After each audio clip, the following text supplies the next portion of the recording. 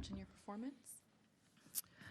Yeah, I thought I played really well. I think she really stepped up her level at the end of the second there. I thought I served, returned well, I did everything pretty solid. I mean, I don't think I really made many mistakes. I mean, I was even looking at the stats afterwards, and I thought my stats were very good. So I think I just had to fend off her being like really hot and kind of streaky there at the end. She was playing super aggressive, but I'm glad I was kind of able to squeak out that second set. Questions? Courtney. Yes, congrats on the win. You're a player who in the past has said that you have no problem looking at a full draw, playing the same draw game that the rest of us play before a tournament. Does that continue, despite the fact that you're kind of higher ranked now and projected to go deep? And what do you make of the draw? Yeah, it definitely continues. I saw that Marta was in my section, Koshuk. I thought she would be Amanda because Amanda hasn't been playing. So I was like, that'd be interesting if she gets through. I think she's really dangerous. I think she should be ranked a lot higher than she is. I think she's super talented. So it'll be interesting, though, to see her play a young Aussie who has like a lot of power. I actually watched her play at United Cup. I remember watching her play last year or a couple years ago as well, who's like a really powerful game and a big serve. So I definitely still look. I like to. I think it's fun. I think it, I don't know, it gives me motivation as well to kind of work my way through that, as you know. Yep. Just on that, I mean, because you're the outlier. I mean, most players are just, they don't want to look, they don't want to get too ahead of themselves, they don't want to let the draw impact how they approach a tournament. How come it doesn't for you? I don't know.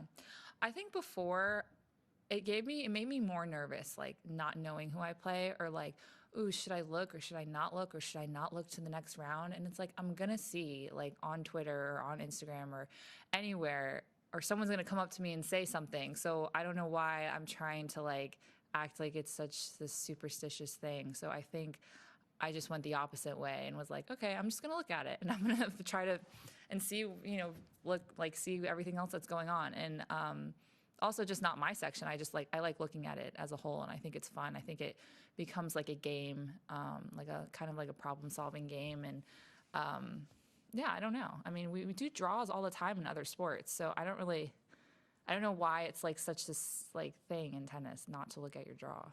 I don't know how you don't see who you're gonna play. Howard.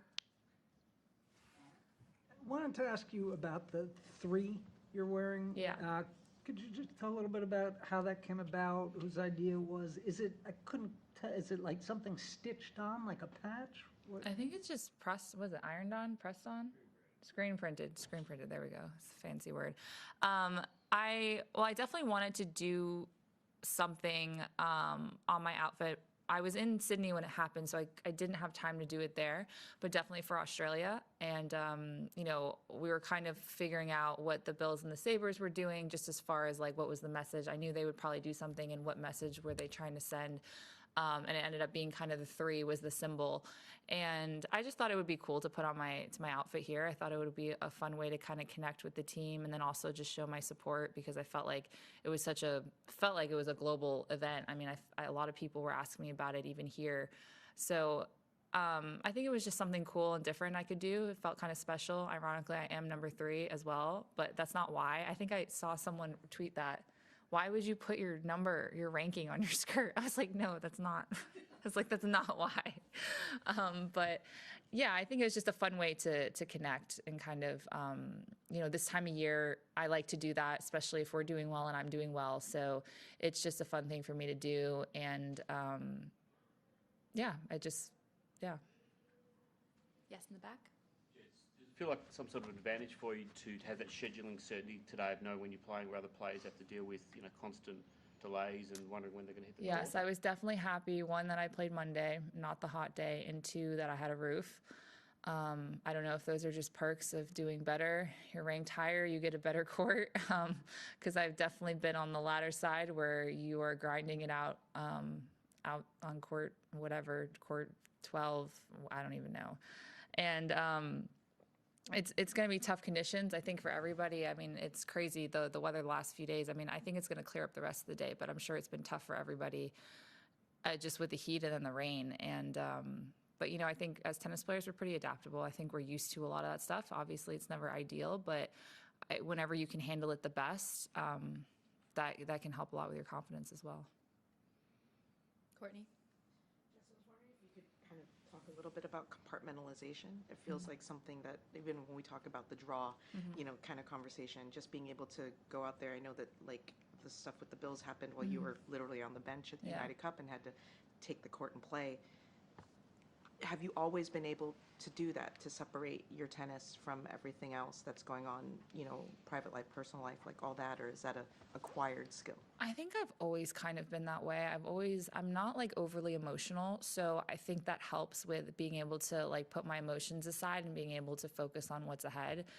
I don't know why, but I believe I've been like that probably for most of my life. I don't know if it's just more of a personality thing as well, but maybe the last few years I've probably gotten even better at it. And I don't know why. I feel like when I go out on court, everything else, like, it shuts off.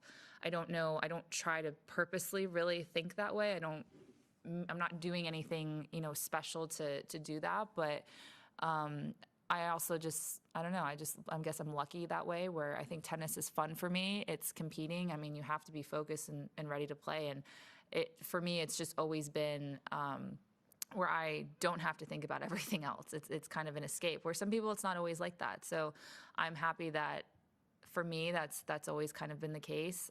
But yeah, I can't tell you, I don't really do anything specific to make that happen. I don't know. I feel like it's just a personality thing. Yes. Jess, should we conclude that some of the cameras following you around, that you'll be the target of some further exposure down the track? I'm sorry, what was the beginning of that? So the cameras following you around, should we conclude that you'll have some more exposure down the track? The camera's following me around, like what? Are you on Netflix? Oh, yeah, weren't they supposed to follow me? Are they here? Oh, I didn't even know. That means we're doing a good job. Yeah, I think so. It's always a tough balance, you know, how much access you kind of give. I did a little bit last year. I did more interview type stuff because that I don't really have a problem with. But yeah, we'll see. I'm definitely interested. I want to, you know, have more exposure. I want to kind of help the sport. I feel like you have to give back. But, you know, at the same time, we're also selfishly like in our own little bubbles when it comes to us as tennis players. So sometimes it's tough. But I think if you can find the right balance, then yeah, I would definitely be open. In the back? Just on that topic, have you watched the current series? And I guess how does it make you feel about what this might all hold for you? Yeah, I did. I really liked Ann's story, not just because I'm in it, but I think her story is just very interesting, so different than anything else. And then I obviously like Taylor Fritz's story. I just think the way it kind of panned out with him being hurt, beating Rafa, being from the area, just was kind of like the perfect story. So those were kind of my two favorite stories. But I thought it was good. I think it's a way to get people to watch. I had a lot of friends that don't really follow tennis that much besides me, and they just felt like it was really cool because you know, they felt like they got to know the players a little bit more, and then they could make the connection between me playing with these players, like, oh, wow, this is like really neat. And I think tennis needs more of that. I think we just need to kind of break into this generation of fans. It can be very traditional, so I think going into Netflix, doing something a little bit different is definitely going to be good for the sport. Courtney? I know you watch a lot of tennis. Tonight, there's a pretty marquee match for the girls with Coco and Emma facing off for the first time. Just kind of curious what your pundit thoughts are on that one. Break You it always down. like to ask me about matchups. You're good on it. I mean, I have to go with Coco. I think she's just playing with a lot of experience right now, even though she's so young. I feel like you kind of just know she's going to go out there and win the matches she's supposed to win. At least that's what it seems like. But I know she always hasn't had the best results here. I think it'll probably help her playing at night where the ball's not flying as much on her.